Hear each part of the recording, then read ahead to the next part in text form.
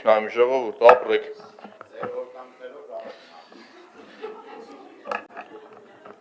Բայց ձեզ լը չեմ օրն է։ Չէ, իմ օրնանքին դեռ չեք արժանացել։ Ժողովուրդ, հարգելի գործընկերներ, հերթական անգամ փաստում եմ, որ այս դահլիճի գաղջ մթնոլորտը ձևավորվում է հենց ՔՊ-ի կողմից։ Այսինքն մեր ֆրակցիայի կողմից ոչ մի հարց, ոչ մի ելույթ չկար, քնավ հելավ ուզում էի որ Տիգրան Ավինյանը ստեղ լիներ, հելավ սկսեց հիշել մեզ։ Երբ որ մենք բոյկոտի կոչ էինք անում, ստեղից կանգնած մեծաբերան հեգնում էիք, որ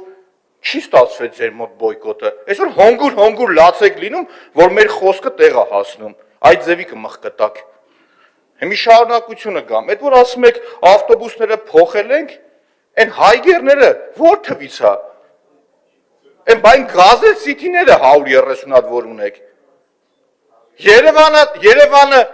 Երևանը ավելի շատ, ուրեմն չխանգարի, պարոն Բադալյան, ուրեմն շարունակեմ, երբ որ ասում ենք Երևանը 500 շարժակազմի պակաս ունի, ասում եք 2031 թվականին կունենանք, լուրջ եք ասում, մատ ձեզ նայեք էլի, Տիկին Քերոբյան, այդ որ ասում եք ժողովրդի խոսքն եմ փոխանցում, ես ժողովրդի խոսքից մատ ծափ տամ ձեզ ու շնորհավորեմ, ԿՊ-ականներին շնորհավորում էին ձեզ էլ պարոն Փամբուխյան, Իսակովյան լճի կապակցությամբ,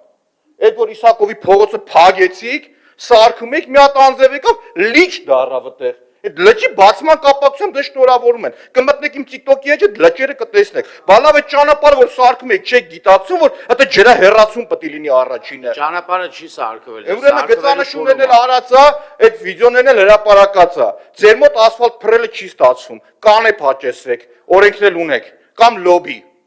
Հիմի շարունակեմ ժողովուրդ։ Այդ որ խոսում